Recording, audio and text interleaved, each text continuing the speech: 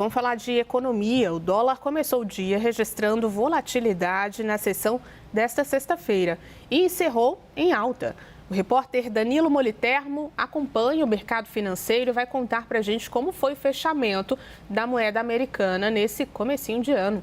Boa noite para você, Danilo. Muito bem-vindo.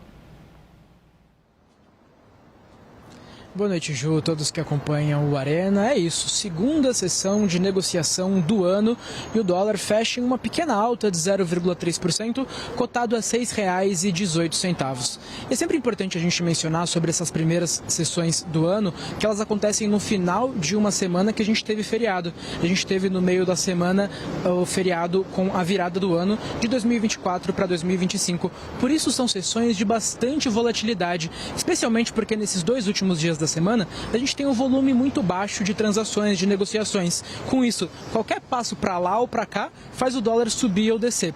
Ontem, por exemplo, a gente teve o dólar caindo cerca de 0,2%. Por isso, a gente pode dizer que nestes primeiros 2 dias de negociações neste ano, o dólar opera em estabilidade.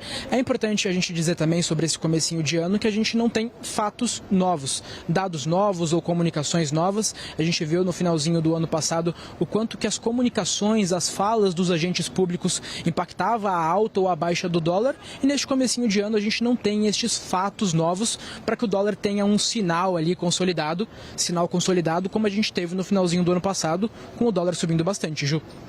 E a partir disso, Danilo, qual é a expectativa dos analistas para a moeda americana ao longo do ano? Nós estamos apenas na primeira semana. Conta pra gente.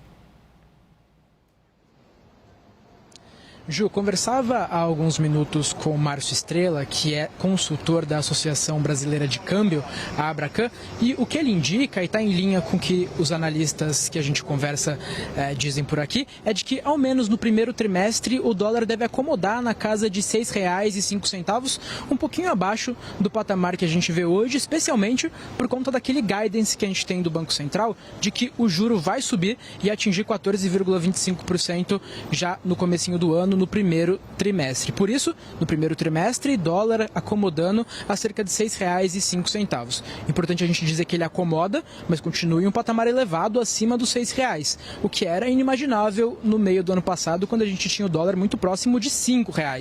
Portanto, ficamos de olho neste patamar elevado em que o dólar se acomoda. Para o final do ano, quando a gente olha o Boletim Focus ali do Banco Central, que recolhe expectativas de mercado, a gente vê que a expectativa é de um dólar a R$ 5,96. Um pouquinho ainda abaixo da previsão para o primeiro trimestre, mas ainda muito próximo de R$ 6, num patamar que não é aquele que é considerado mais adequado pelas autoridades públicas. Importante a gente dizer também que tudo isso é previsão e que os acontecimentos do ano vão acomodando para lá ou para cá esta cotação do dólar. E eu trago 2 riscos que os analistas indicam para a gente ficar de olho, que pode definir o caminho do dólar em 2025. Um no cenário doméstico, estamos falando, é claro, do cenário fiscal, da gestão fiscal pelo governo Lula, que foi a grande responsável por este aumento do dólar que a gente viu no finalzinho de 2024, e no cenário externo, a política tarifária do presidente americano Donald Trump. Aí, é claro, a gente relembra este processo, uma política tarifária com tarifas mais altas, que é potencialmente inflacionária e deve levar o Fed, o Banco Central americano, a subir juro, e com isso há uma tendência de que o dólar se aprecie frente ao real. Portanto, a gente fica de olho nessas 2 coisas que podem fazer com que o dólar caminhe para lá ou para cá no ano de 2025, Ju. Com certeza a gente espera que para baixo, né? Porque 6,18 é difícil demais, isso impacta, sim, em vários cenários da nossa vida aqui no Brasil. Danilo Moliterno, muito obrigada pelas suas informações.